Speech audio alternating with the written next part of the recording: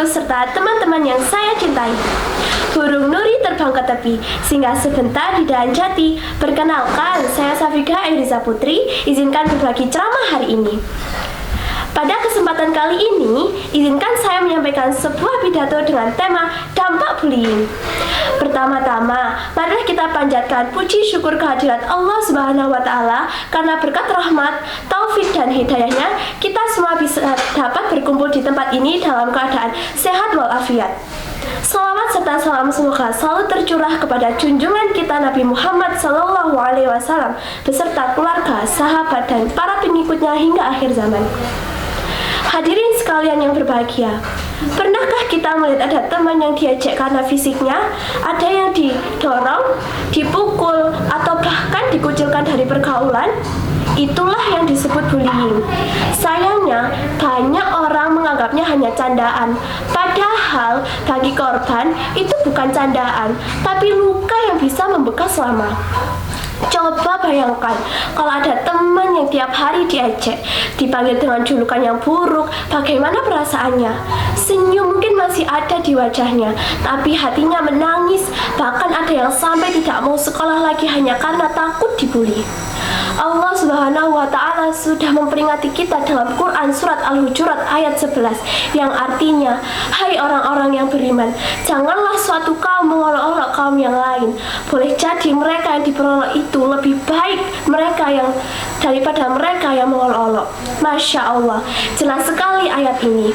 Jangan pernah meremehkan orang lain, karena bisa jadi dia jauh lebih mulia di sisi Allah daripada kita.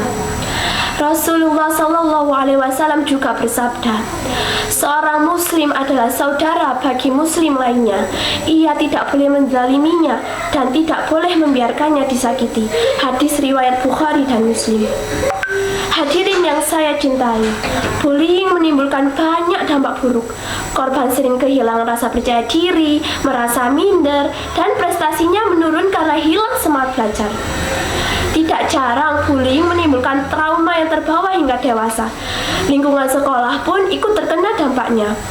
Namun sebaliknya, jika bullying bisa kita hentikan, suasana sekolah akan jauh berbeda. Semua siswa akan merasa aman, nyaman, dan bahagia. Guru pun lebih mudah mengajar karena suasana kelas penuh kebersamaan. Bayangkan betapa indahnya sekolah tanpa bullying. Semua saling menghargai, saling membantu, dan saling mendukung untuk meraih prestasi. Karena itu, mari kita ganti bullying dengan sikap positif. Jika ada teman kesulitan, bantulah dia. Jika ada teman bersedih, hiburlah dia. Jika ada teman hampir menyerah, semangati dia.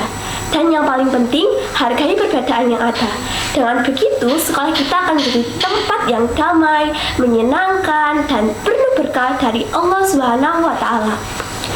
Hadirin yang saya hormati, dari uraian yang telah saya sampaikan dapat kita simpulkan bahwa bullying adalah perbuatan tercela yang dilarang agama dan sangat merugikan, baik bagi korban, pelaku, maupun lingkungan. Maka, mari kita hentikan bullying mulai dari diri kita sendiri.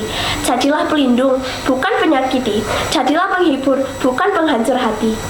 Harapan saya, semoga kita semua bisa menjadi pribadi yang berakhlak mulia, saling menghargai, saling menyayangi, dan saling melindungi. Dengan begitu, insya Allah, sekolah kita akan menjadi tempat yang aman, nyaman, dan menyenangkan untuk belajar. Terbang tinggi burung merpati, hinggap sebentar di dahan cemara. Hentikan bullying mulai dari diri, agar hidup damai penuh cahaya. Sekian ceramah yang bisa saya sampaikan. Mohon maaf apabila ada kata yang kurang berkenan. Wassalamualaikum warahmatullahi wabarakatuh.